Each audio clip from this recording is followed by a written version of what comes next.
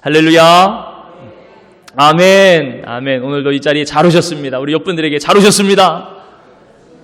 정말 잘 오셨습니다. 오늘도 하나님의 은혜가 함께 하실 것입니다. 오늘도 주님, 살아계신 주님을 만나는 자리가 바로 이 자리인 줄 믿습니다. 하나님 은혜 주시려고, 복 주시려고 오늘도 이 복된 자리로 우리를 불러주셨습니다. 하나님께서 여러분들을 사랑하십니다.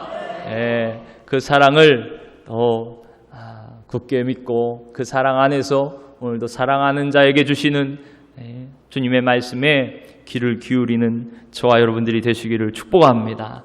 오늘 말씀의 제목을 함께 따라서 하실게요. 진정한 복음을 만났습니까? 우리 옆분들과 함께 한번 말씀해 보세요. 진정한 복음을 만났습니까? 그래요. 좀 애매하죠. 내가 진정한 복음을 만났나? 오늘 말씀을 통해서 한번 점검해 보세요. 진정한 복음을 만나면 어떻게 되나? 어떤 변화가 있나? 여러분, 어느덧 2019년도도 절반이 훌쩍 지나갔습니다. 우리가 지난주에 맥주감사주일 7월 첫째 주 보내고 이제 하반기를 시작하는데 시작이 반이라고 이제 금방 또 올해가 갈 것입니다. 그죠? 정말 제가 말씀드리기 좀 그러지만 세월이 참 빨라요. 아마 여기서 인생의 시계가 60km로, 70km로, 80km로 더 빠르게 달려가시는 분들도 많이 계실 텐데 어쨌든 그렇게 빨리빨리 지나가는 것 같습니다. 참 이렇게 빠르게 흐르는 세월을 살면서 참 감사한 것은요, 우리는 정말 복받은 사람들이라는 것이에요. 왜 그러냐? 우리가 참된 예수 그리스도의 복음 안에 있기 때문에 그렇습니다. 복음은 기쁜 소식이죠. 좋은 소식입니다. 예수 그리스도 주님이 바로 복음이십니다. 가장 기쁜 소식이에요. 가장 좋은 소식. 그 안에 있는 자는 복받은 사람들입니다. 그죠? 우리 한번 알려주세요. 정말 권사님 복 받으셨습니다. 정말 복 받으셨습니다. 우리 옆분들에게 복 많이 받으셨네요. 이 자리에 앉아 계신 것이 참으로 복 받으신 것이 복된 자리입니다. 어떤 분은 이렇게 생각하실지 모르겠어요. 내가 정말 복 받았나? 내가 정말 복 있는 사람인가? 그렇게 생각할 수도 있죠. 여러분, 오늘 선포되는 이 복음도요, 정말 우리에게는 기쁜 소식, 좋은 소식, 복음입니다. 우리가 누구인지, 무엇을 필요로 하는지 내가 나를 아는 것보다 나를 지으신 하나님은요, 나를 더 잘 아세요.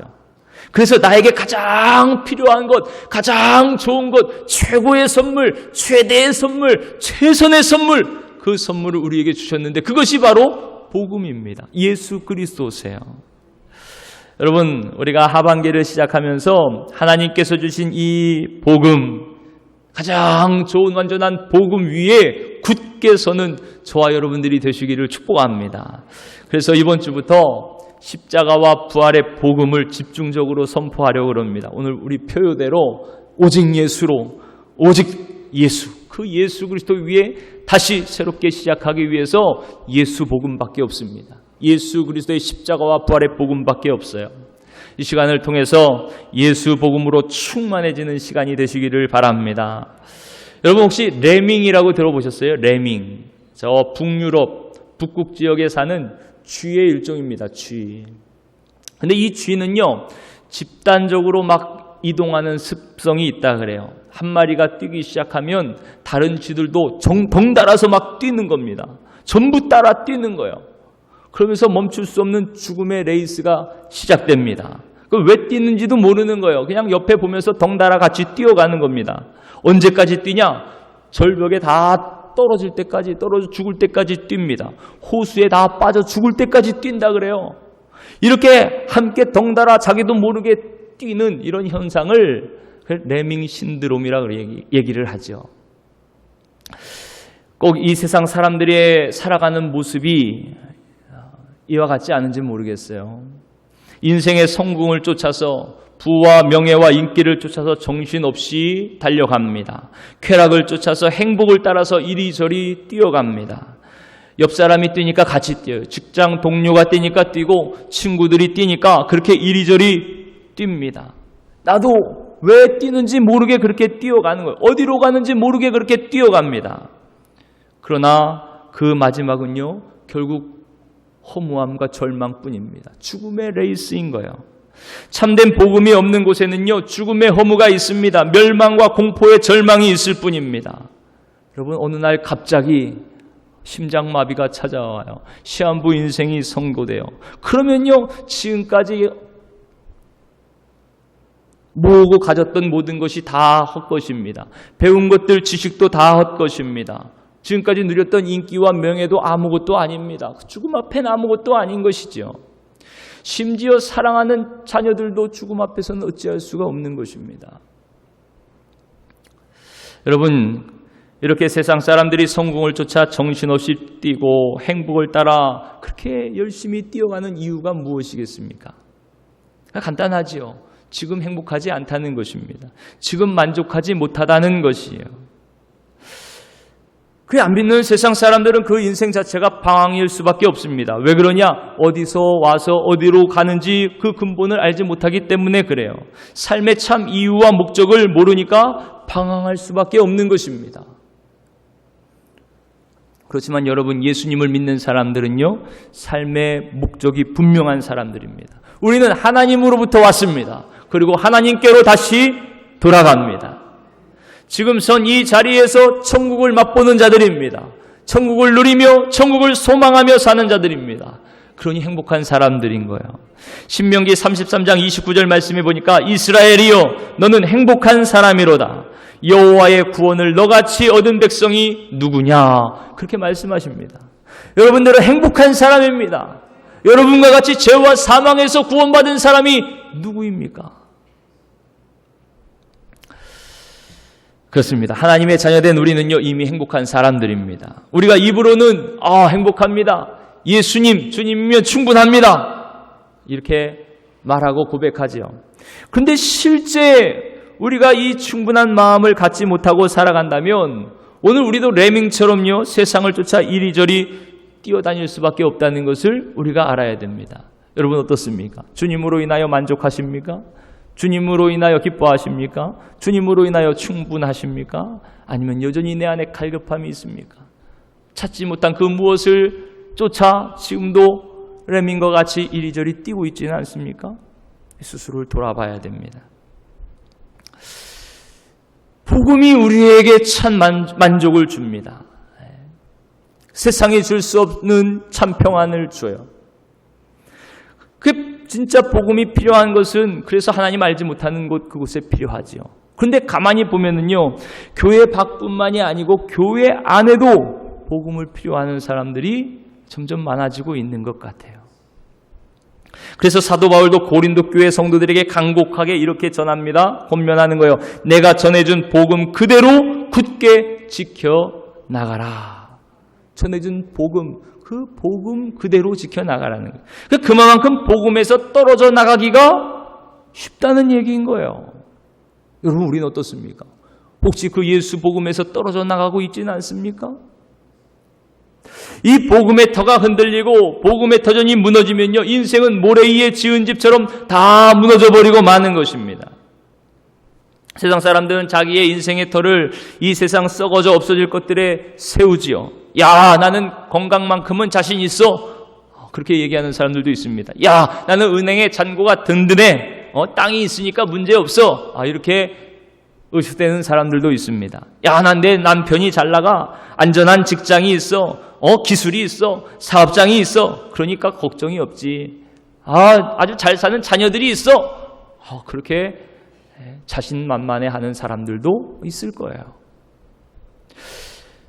하지만 어느 날 갑자기 건강에 이상이 옵니다. 사업이 흔들립니다. 자녀들의 문제가 생깁니다. 가정에 어려움이 찾아옵니다. 믿었던 터가 어느 날 갑자기 흔들리기 시작하는 거예요. 그러면 그때 나는 이제 어떻게 되는 거지? 내가 지금까지 왜 살았지? 이제 어떻게 살아야 되지? 근원적인 질문에 부딪히게 됩니다. 내가 무엇인지, 어떻게 살아야 되는지. 그게 짧은 인생이죠. 화살처럼 지나갑니다. 지금까지 살아온 인생을 다시 돌이킬 수도 없어요. 다시 기회도 없습니다. 절박합니다. 그게 그냥 웃어 넘길 수 없는 그런 문제인 거예요. 내 인생의 터전을 어디에 세워야 되나? 여러분은 어떻습니까? 어디에 여러분들의 인생의 터전을 세우셨습니까? 혹시라도 오늘 당장 내가 의지하고 믿었던 터가 무너지면 여러분 어떻게 하실 거예요? 아유, 실수했네. 다시 시작해야지. 그렇게 쉽게 얘기할 수 있는 문제가 아니잖아요. 사랑하는 성도 여러분, 우리 모두 영원히 무너지지 않는 터 위에 여러분들의 인생의 집을 지으시기를 축복합니다. 흔들리지 않고 견고한 반석 위에 세운 집, 그 집은요, 비가 오고 바람이 불어도 무너지지 않는다 그랬어요. 근데 모래 위에 지은 집은 바람이 불고 창수가 나니까 바람이 불어 그 집에 부딪힘에 무너짐이 심하니라 그렇게 말씀하고 있습니다. 그러니 참된 지혜자는요, 견고한 터 위에 서 있는 사람입니다. 영원히 흔들리지 않는 반석 같은 견고한 터 위에 서 있는 사람이에요. 여러분, 그 견고한 터가 무엇입니까? 바로 예수 그리스도이십니다. 영원히 흔들리지 않는 반석이신 예수님, 그 견고한 터는 바로 예수 그리스도의 복음이에요. 하나님의 진리의 말씀입니다. 저와 여러분들이 언제나 예수 그리스도 그 복음 위에 든든히 서 있는 지혜로운 성도들이 되시기를 축복합니다. 여러분, 정말 인생에서 하나님을 잃어버리는 것보다 더 큰 비극은 없습니다. 인생도 가정도 마찬가지예요. 나라도 마찬가지입니다. 교회도 마찬가지입니다. 예수 복음을 잃으면 다 잃는 거예요. 이리저리 흔들릴 수밖에 없습니다. 교회도 복음이 없으면요, 빈 껍데기에 불과합니다. 건물만 교회라고 교회가 아닌 것이요. 북한에도 교회가 있습니다. 봉수교회라고 있어요. 하지만 예수 복음이 없는 교회는요, 빈 껍데기에 불과한 곳입니다. 여러분, 저와 여러분들의 인생이, 가정이, 또 우리 교회가 오직 십자가와 부활의 복음 위에 견고히 서시기를 축복합니다. 근데 심각한 문제가 있어요. 어떤 문제냐? 사람들이 이 복음을 그리 좋아하지 않는 것 같아요.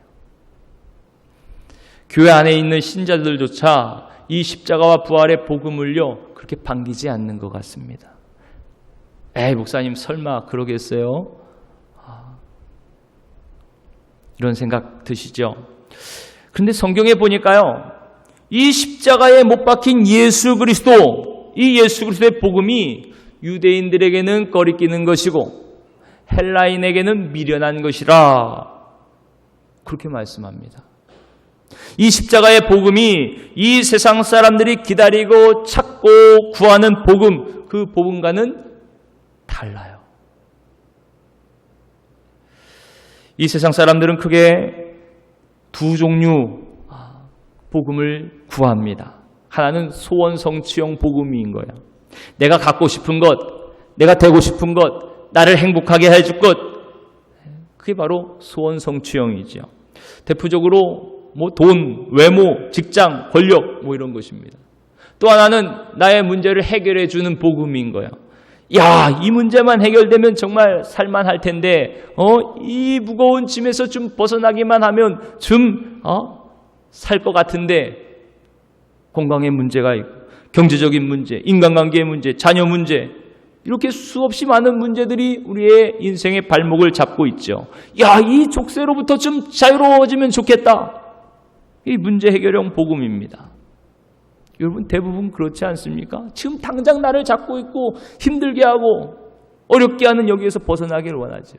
또 내가 추구하는 것, 바라는 것, 그 되기를 원하죠. 그래서 혹시 예수 믿지 않으세요? 그래서 혹시 교회 오시지 않나요? 근데 여러분 잘 아셔야 됩니다. 이 두 가지의 복음은요, 진정한 복음이 될 수가 없어요. 근데 많은 사람들은 이런 복음을 원합니다. 지금 당장 눈앞에 내 문제를 해결해 줄 복음을 원하는 거예요. 나를 잘되게 해줄 복음을 원하는 것입니다. 여러분 잘 보세요. 왜 진정한 복음이 될 수 없냐? 진정한 복음이 되려면 몇 가지 조건이 필요합니다. 첫 번째로요, 그 복음은 영원해야 되는 것이에요. 일시적이면 안 됩니다. 영원해야 됩니다. 그렇지 않으면요, 우리의 욕망의 갈증을 해결해 줄 수가 없는 것이에요. 여러분, 예를 들어서요, 어떤 사람이 월세방을 살고 있어요. 열심히 일해가지고 전세로 방을 얻었습니다. 얼마나 기쁜 소식입니까? 더 열심히 모으고 일해서 내 집을 장만했어요. 정말 복음이죠. 이것만큼 기쁜 소식이 어디 있어요? 여러분, 하지만 이 기쁨도 오래가지 못합니다. 2년이 지나고 3년이 지나면요, 그냥 또 무덤덤해지는 거예요. 아니요, 오히려 갈증이 일어납니다. 아이고, 집이 좀 더 컸으면 좋겠다. 평수가 좀 컸으면 좋겠다. 아니, 마당도 좀 있었으면 좋겠다. 이런 거 이렇게 하나하나 따지기 시작하면요, 끝도 없는 것이에요. 사람 마음이 이렇습니다.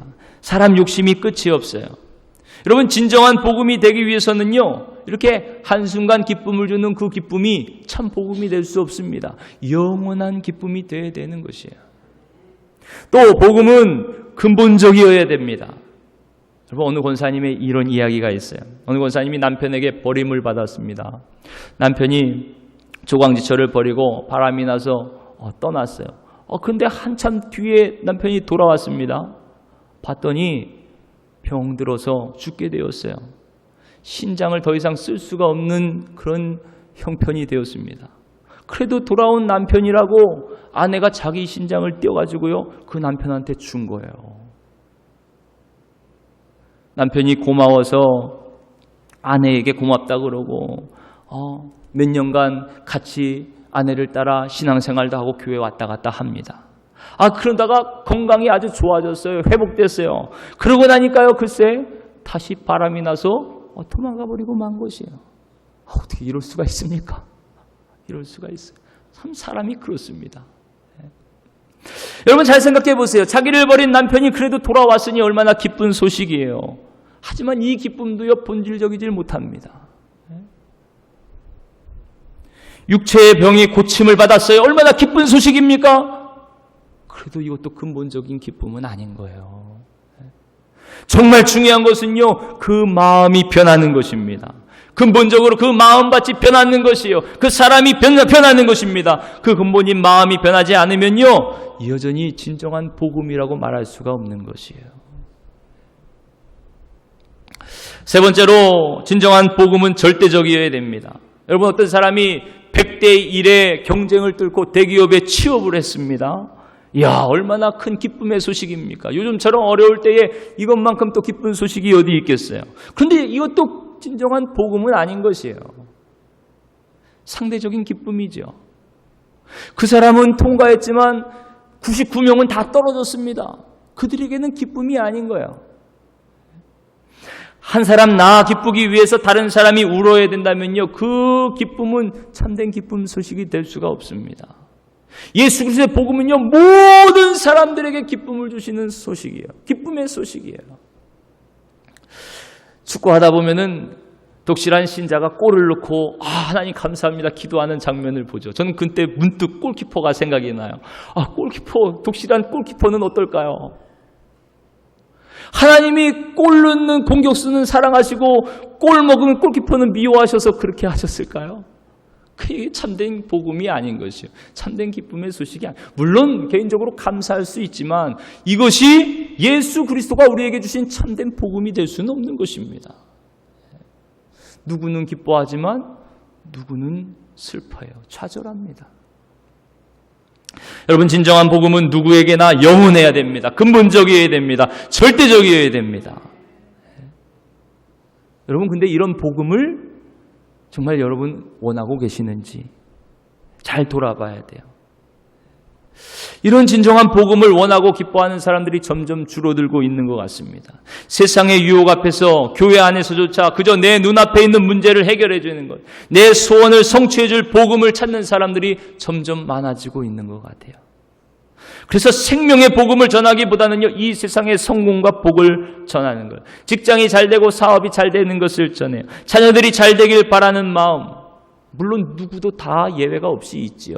그렇지만 예수 그리스도의 복음은 그것만의 복음이 아니라는 것을 또 알아야 됩니다.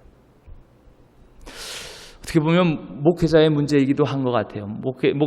목사들이 설교할 때도 늘 성도들을 생각하면요, 성도들 듣기 좋아하는 설교들을 또 하게 되죠. 그 한국 교회의 문제를 진단할 때 첫 번째로 나오는 것이 기복신앙입니다. 기복신앙.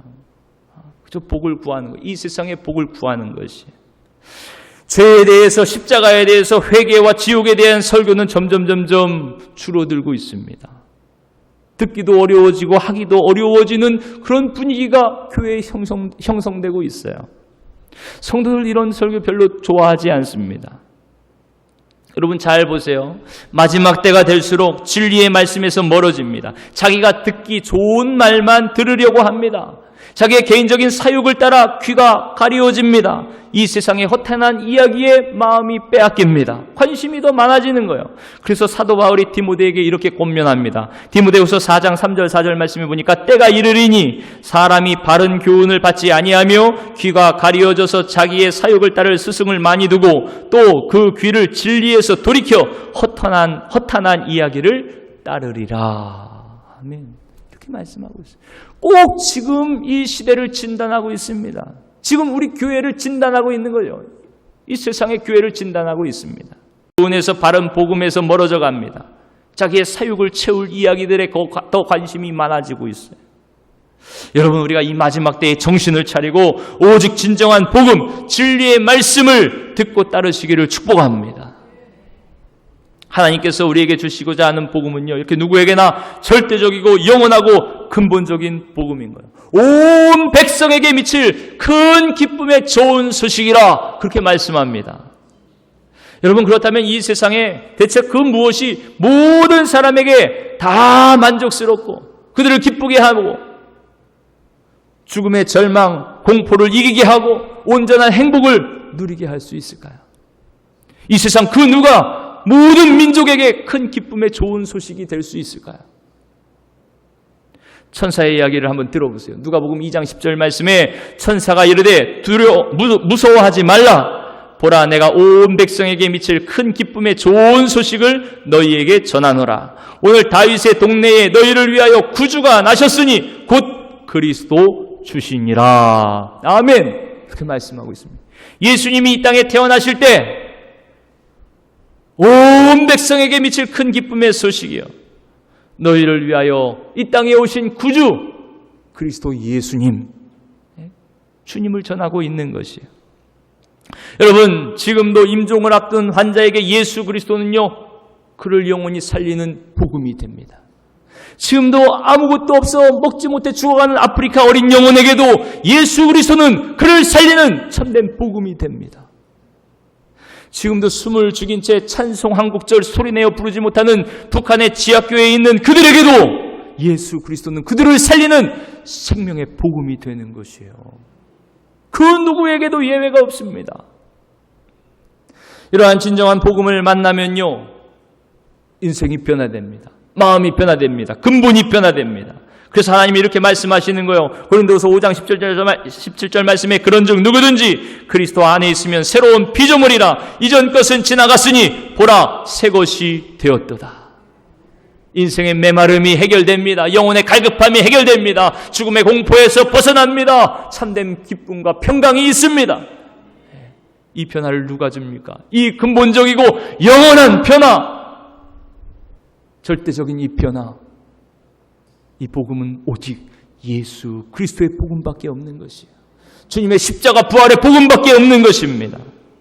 여러분 그리스도를 만나면 이렇게 심령이 변화됩니다. 새 사람이 됩니다. 진정한 복음을 만나면 진정한 변화가 찾아옵니다. 단순히 교회 안 다니던 사람들이 그냥 그저 교회 가는 정도, 그 정도 변하는 것이 아니에요. 물론 이것도 엄청난 변화지만 정말 중요한 것은요 그 마음이 변하는 것이, 그 존재가 그 근본이 변하는 것입니다. 새 영, 새 마음, 새로운 존재로 복음은 우리를 새롭게 합니다. 변화시키는 거예요. 여러분 한번 잘 보세요. 변화라는 것이 그저 겉모습이 변화되고 상황이 변화되고 조건이 변화된 것, 그것이 변화가 아닙니다. 이스라엘 백성들 보면요, 그들이 430년 바로의 애굽의 노예로 살았잖아요. 그렇게 노예로 살다가 하나님께서 전능하신 손길로 그들을 구원해 주셨습니다. 노예에서 해방시켜 주셨어요. 자유를 주셨어요. 매일 고된 노동에 시달리면서 부르짖었던 그들입니다.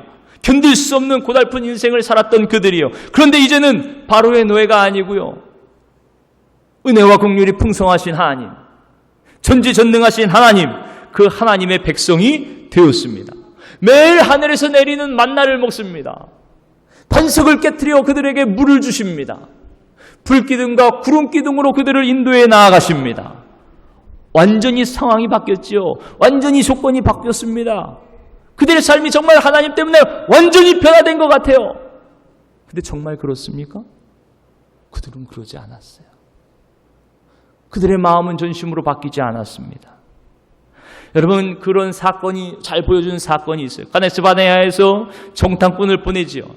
12명의 정탐꾼이 40일 동안 가나안 땅을 정탐하고 돌아옵니다. 그리고 10명이 부정적인 보고를 합니다. 그러자 그들의 실상이 드디어 나타나는 거예요. 드러나기 시작합니다. 하나님을 원망합니다. 밤새 통곡합니다. 하나님을 원망하고 모세와 아론을 원망합니다. 차라리 우리가 애굽에서 죽었더라면 좋았을 텐데 우리를 왜 여기까지 데리고 왔냐? 다시 애굽으로 돌아가자 그럽니다. 그리고 여호수아와 갈렙 긍정적인 보고를 했던 그들을 돌로 쳐서 죽이려고까지 합니다. 여러분 한번 보세요. 조건과 상황이 완벽하게 변했는데도요, 이들은 사실 변화되지 않았어요. 왜요? 진정한 복음을 만나지 못한 것이에요. 비록 몸은 애굽을 빠져나왔지만 그들의 마음은 여전히 애굽에 머물러 있었습니다. 그 마음의 중심이 변하지 않는 한 사람은 바뀌지 않는 것이에요. 자아가 그 중심에서 왕노릇하는 한 그 사람은 절대 바뀌지 않는 것입니다. 여러분, 몸이 여기 나왔다고 바뀌는 것이 아니에요. 복음의 능력이 오늘도 우리의 마음을 새롭게 해야 됩니다. 네.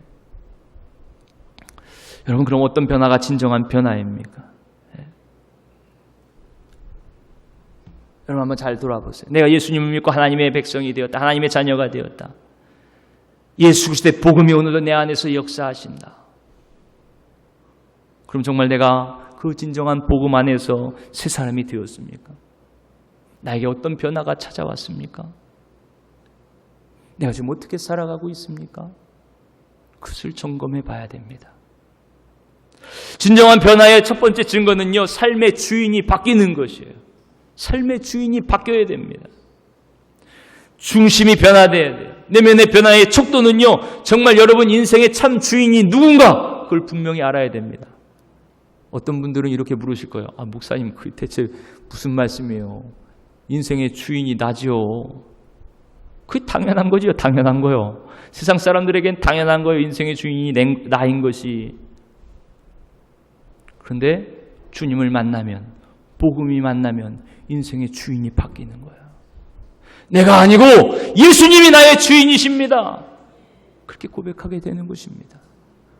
어떻게 그렇게 고백할 수 있어요? 내 안에 복음이 그렇게 고백하게 하는 거예요.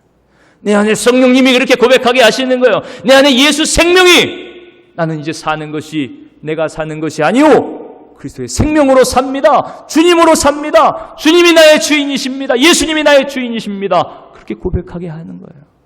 그게 진정한 복음을 만난 사람입니다. 늘 나 하던 삶에서, 내가 인생의 주인 되어 사는 삶에서 이제는 나를 부인하고 자기를 십자가에 죽이고 주 예수님, 주님을 따르는 삶, 그 삶이 진정으로 변화된 삶인 거예요.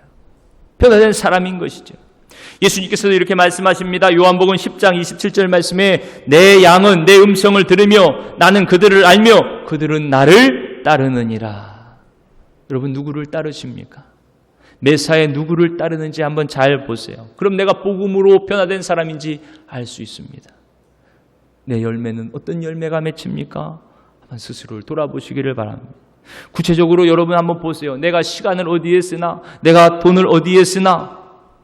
그게 가장 중요한 가치로 우리가 두고 있기 때문에 그래요. 지금 우리의 사회가. 그 누구를 위해서 사는지, 누구를 위해 쓰는지, 그리고 거기에 우리의 마음이 담겨져 있는 것입니다.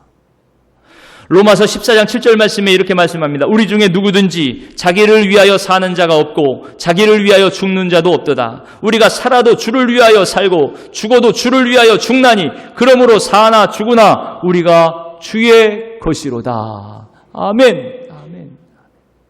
사랑하는 성도 여러분, 저와 여러분들이 살아도 주님을 위하여 살고 죽어도 주님을 위하여 죽는 주님의 소유된 자들이 되시기를 축복합니다. 이것이 진정으로 예수 복음 안에 있는 자들입니다. 진정한 변화의 두 번째 증거는요, 사랑의 대상이 바뀌는 것입니다. 사랑은요, 속성상 마음을 다하고 정성을 다하고 정말 목숨을 다하게 되어 있어요. 전혀 다른 두 대상을 동시에 사랑할 수 없는 것이 사랑입니다. 예를 들어서 여보 사랑해, 아내를 사랑한다 그러면서 동시에 다른 여자를 사랑할 수는 없는 것이에요. 그 말이 거짓말이죠. 아내를 사랑하지 않는다는 것입니다. 마찬가지로 우리가 하나님을 사랑한다고 하면서요, 세상을 사랑한다고 말할 수 없습니다. 세상을 사랑하면 아버지의 사랑이 그 안에 있지 않은 것이에요. 말로는 하나님도 사랑할 수 있고 세상도 사랑할 수 있지, 그러지만요, 정말 그 속에는요, 하나님 사랑하는 게 아니고 세상을 사랑하는 것입니다. 그러니까 그렇게 말하는 거예요. 그래서 요한일서 이렇게 말씀합니다. 요한일서 2장 15절 16절 말씀에 이 세상이나 세상에 있는 것들을 사랑하지 말라. 누구든지 세상을 사랑하면 아버지의 사랑이 이 안에 있지 아니하니 이는 세상에 있는 모든 것이 육신의 정욕과 안목의 정욕과 이생의 자랑이니 다 아버지께로 온 것이 아니요 세상으로부터 온 것이라. 이렇게 말씀하고 있어요. 하나님을 사랑하지 않으면 이 세상을 사랑하는 것입니다. 이 세상을 사랑하여 매어서 살아가게 되어 있는 것이요. 이 세상 육신의 정욕, 안목의 정욕, 이생의 자랑을 따라 살게 되어 있는 것입니다. 그 정욕을 위해서, 그 야망을 성취하기 위해서 그렇게 살아가는 것이에요. 예수님을 믿노라 하지만 우리도 삶의 모습이 그렇게 똑같이 될 수밖에 없습니다. 육신의 정욕, 이생의 자랑을 따라 살아가는 그 모습 그대로 우리도 살게 되어 있는 것이에요. 그것을 성취하기 위해서 다른 모든 것들은 다 수단이 될 뿐입니다. 이용 수단이 되는 것이에요. 이용할 대상입니다. 하나님도 예외가 아닌 거예요.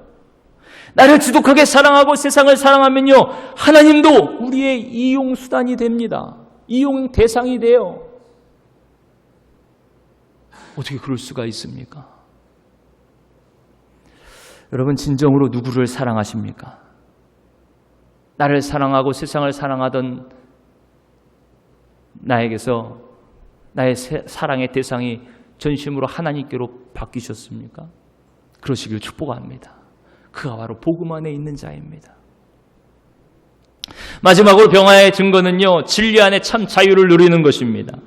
진리의 말씀 복음은요, 우리에게 자유를 줍니다. 너희가 내 말에 거하면 참으로 내 제자가 되고 진리를 알지니 진리가 너희를 자유롭게 하리라. 주님 말씀하셨어요. 진리 안에 거하면, 진리를 알면 알수록 우리의 인생에 자유가 찾아옵니다. 참 평안이 찾아옵니다. 예수 복음을 만나면 우리는 자유롭습니다. 더 이상 이리저리 방황할 필요 없어요. 이것저것 구하려 뛰어다닐 필요도 없습니다. 인생의 갈증이 해결됩니다. 주님이 주시는 물을 마시는 자마다 영원히 목마르지 않을 것이라 자유롭게 됩니다. 걱정하고 두려워할 것도 없습니다.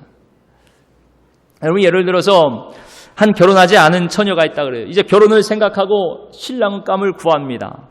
이 결혼하지 못한 처녀에게는요, 이 남자 저 남자 만날 때마다 늘 자유롭질 못해요. 어디를 가나 저 남자가 나의 짝일까? 만나는 사람들 이 사람이 나의 신랑감일까? 늘 그 생각입니다. 저 사람과 결혼하면 행복할까? 고민과 갈등이 있죠. 언제까지 그렇습니까? 제 짝을 만날 때까지 그런 거예요. 제 짝을 만날 때까지. 결혼할 때까지 이 갈등과 고민은 계속되는 것입니다. 어디 가나 신랑감에 마음이 매여 있을 수밖에 없지요. 이 갈등과 고민을 끝내는 가장 확실한 방법은 뭡니까? 이 남자 저 남자 재고 판단하는 것이 아니고 한 사람을 붙잡는 거예요. 한 사람 붙잡고 결혼하면 됩니다. 결혼해버리면 편안합니다. 편안해요. 그죠? 고민할 거 없습니다. 마찬가지로 우리가 진정한 복음을 만나면요, 진정한 변화가 찾아옵니다. 그럼 진정한 자유를 얻게 됩니다. 여기저기 기웃거릴 필요가 없어요. 예수 안에 참 복이 다 있습니다. 그 안에 생명이 있습니다. 참 자유가 있습니다. 평안이 있습니다. 이리저리 기웃거릴 필요가 없어요. 주님께서 다 아십니다. 우리를 인도하십니다. 여러분 한번 잘 보세요. 내가 아직 인생에 자유함이 없다. 내 마음에 곤고함이 있다. 이리저리 여전히 방황한다. 그러면요, 예수 복음, 오직 예수 그리스도 외에 여전히 다른 것에 마음이 있기 때문에 그렇습니다. 이리저리 찾고 있는 것이 많기 때문에 그런 것이에요. 여러분, 오직 예수 그리스도만 붙잡으세요. 예수님, 주님만 찾으시기를 바랍니다. 그러면 자유케 됩니다. 내 마음, 내 전부를 던져 예수 그리스도 그 복음에 결혼하시기를 바랍니다. 복음에 시집가는 것이에요. 그러면 자유롭습니다. 더 이상 갈등하거나 방황하지 않고 자유를 누립니다. 오늘 본문의 말씀 보면요, 예수 복음으로 변화되어서 복음 안에서 그 무엇에서도 흔들림 없이 자유를 누리며 새로운 삶을 살아가는 사도 바울의 고백을 볼 수가 있습니다. 새로운 가치관이죠. 새로운 천국의 삶을 살아가는 하나님의 백성의 모습입니다. 우리 다 같이 7절, 8절, 9절 말씀 함께 읽겠습니다. 7절, 8절, 9절 시작. 그러나 무엇이든지 내게 유익하던 것을 내가 그리스도를 위하여 다 해로 여길 뿐더러 또한 모든 것을 해로 여김은 내 주 그리스도 예수를 아는 지식이 가장 고상하기 때문이라. 내가 그를 위하여 모든 것을 잃어버리고 배설물로 여김은 그리스도를 얻고 그 안에서 발견되려 함이니 내가 가진 의는 율법에서 난 의가 난 것이 아니요 오직 그리스도를 믿음으로 말미암은 것이니 곧 믿음으로 하나님께로부터 난 의라. 아멘. 사랑하는 성도 여러분, 여러분들의 참 기쁨이 어디 있습니까? 여러분들의 소망이 어디에 있습니까? 혹시 사도 바울이 내가 배설물로 여겼다 하는 이 세상의 것들에 있지 않습니까? 배설물로 버려버린 그것을 세상 사람들은 추구하며 살아가는 것이에요. 근데 우리도 혹시 복음 안에 있다는 우리도 그러지 않나 돌아봐야 됩니다. 우리 안에 참으로 사도 바울과 같은 고백이 있으시기를 바랍니다. 내 주 예수 그리스도를 아는 지식이 가장 귀한 거예요. 가장 고상합니다. 그래서 나는 그리스도만 얻으면 돼. 주님으로만 충만하면 돼. 그리고 그 안에서 내가 발견되면 돼. 예수 그리스도 안에서 발견되기 위해서 그렇게 살아가는 저와 여러분 되시기를 바랍니다. 여전히 나의 기쁨과 슬픔의 이유가 나에게 있으면, 내 안에 있으면 나는 아직 진정한 변화를 경험하지 못한 것이에요. 진정한 예수 그리스도의 복음을 만나지 못한 것입니다. 왜 그러냐? 예수 그리스도의 복음, 그 복음은 완전해요. 나를 변화시키는 능력입니다. 그 복음을 만나면 우리의 마음이 변화되고 우리의 삶이 변화될 수밖에 없는 것이에요. 그래서 바울처럼 주님으로 인해 기뻐하고 어떻게 해서든지 그리스도 예수님의 부활의 권능과 십자가의 고난을 깨달아 알기를 원하고 나도 그 부활에 동참하기 위해서 주님의 죽으심과 함께 하겠습니다 고백하며 그 길을 담대히 걸어가는 자들, 그들이 바로 복음 안에 있는 자들이요 복음의 능력으로 새로운 삶을 살아가는 자들인 거예요. 사랑하는 성도 여러분, 바라기는 저와 여러분 모두가 이 예수 그리스도의 복음 안에서 참 자유를 얻고 십자가와 부활의 권능 안에서 주님을 따르며 걸음걸음마다 참 기쁨과 평안을 누리는 주님의 백성들 다 되시기를 주님의 이름으로 축원합니다.